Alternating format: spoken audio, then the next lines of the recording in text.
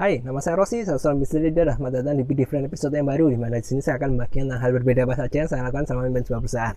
Oke, minggu ini saya mau bercerita tentang ini sih. Saya mendapatkan inspirasi dari latihan roleplay tim sales dari beberapa hari yang lalu lah.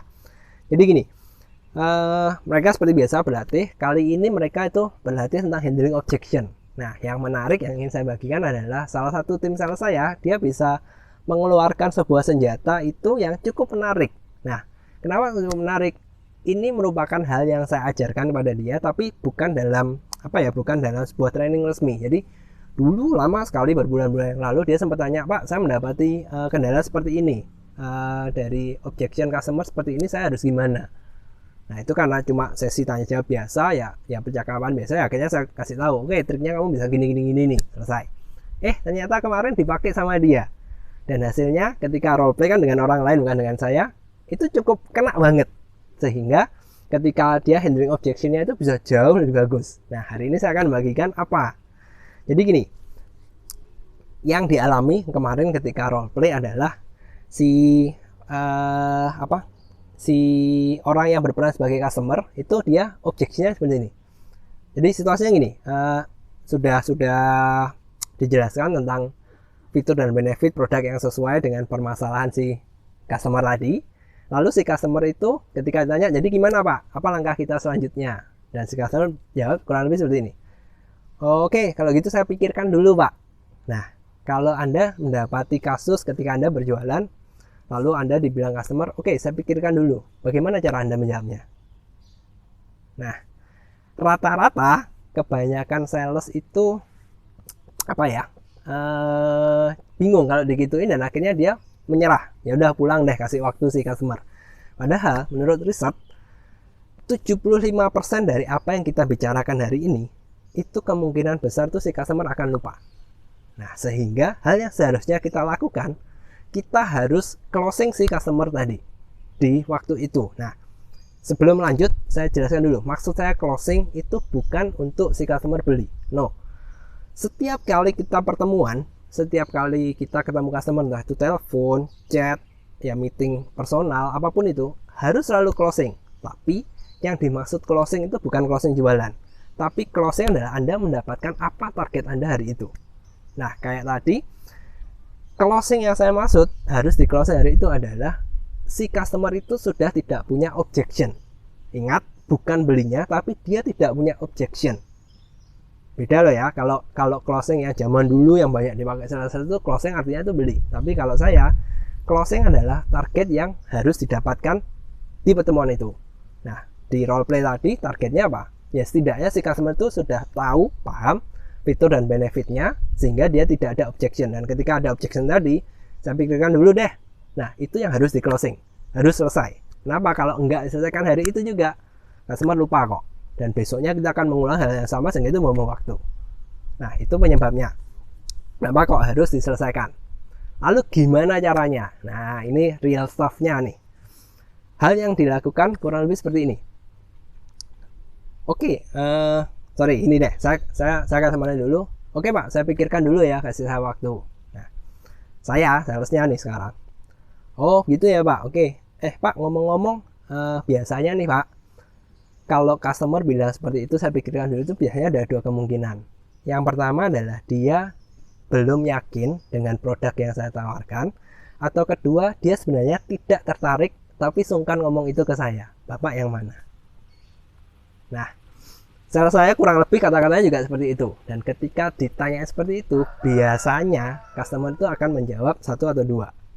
Keuntungannya apa? Kenapa kok kita harus menanyakan seperti ini? Keuntungannya satu, kalau misalkan dia tidak tertarik, Anda tidak buang-buang waktu. Tapi Anda perlu tahu, ketika customer tidak tertarik itu biasanya juga ada dua penyebabnya. Yang pertama adalah kurangnya informasi. Yang kedua adalah kurangnya masalah. Nah, kalau kurang informasi ya wajar lah. Berarti Anda cara menjelaskannya itu masih kurang. Anda perlu belajar itu. Tapi kalau sampai kurang masalahnya, ini berarti step pertama Anda, tahap prospek pertama Anda itu belum tepat. Nah, ini tadi kembalikan situasinya role play itu, di role play tadi saya anggap penjelasannya itu sudah bagus, sehingga ketika si customer tadi ditanyain, nah dari dua tadi kira-kira yang mana Pak? Si customer akan jawab yang pilihan yang satunya, yaitu oh ya saya masih belum yakin tentang ini itu. Dan ketika customer jawab seperti itu enak, Anda tinggal gali lagi belum yakinnya di apanya, dan Anda coba selesaikan itu, Anda closing di situ, sehingga ketika selesai pertemuan itu selesai, meeting itu selesai, customer itu bisa lebih yakin. Nah itu ada triknya lagi sih, tapi nantilah. Kenapa kok seperti itu? Nah gini, jawabannya selain yang pertama tadi supaya harus closing supaya customer tidak lupa, yang kedua adalah semakin kita menunda sesuatu, biasanya itu hal-hal buruk yang terjadi di belakangnya itu semakin banyak. Ya paling simpel lah, lupa. Dan kalau sudah gitu Anda akan buang waktu. Nah, hal yang kita lakukan ketika customer misal nih, oh iya saya tidak yakin karena ini itu, biasanya itu ada 3. Nah 3 ini penting, karena yang pertama ini yang paling penting, Anda harus pastikan dia tidak yakinnya tadi itu karena dia tidak yakin dengan produknya, atau dia sendiri bukan decision makernya, dia bukan mengambil keputusan. Ingat, di zaman modern ini sales cycle itu biasanya lebih panjang, terutama kalau Anda bergerak di B2B. Jadi suatu pengambilan keputusan itu biasanya pintunya banyak sekali, dan ketika orang yang Anda prospek tadi ternyata bukan decision making dan Anda berusaha untuk closing jualan, nah itu gak akan temu deh. Jadi yang nomor 1, kalau customer jawab oh ya saya masih belum yakin, jadi saya mengatakan pikirkan dulu. Hal yang nomor 1 harus Anda cari adalah dia ini decision makernya bukan.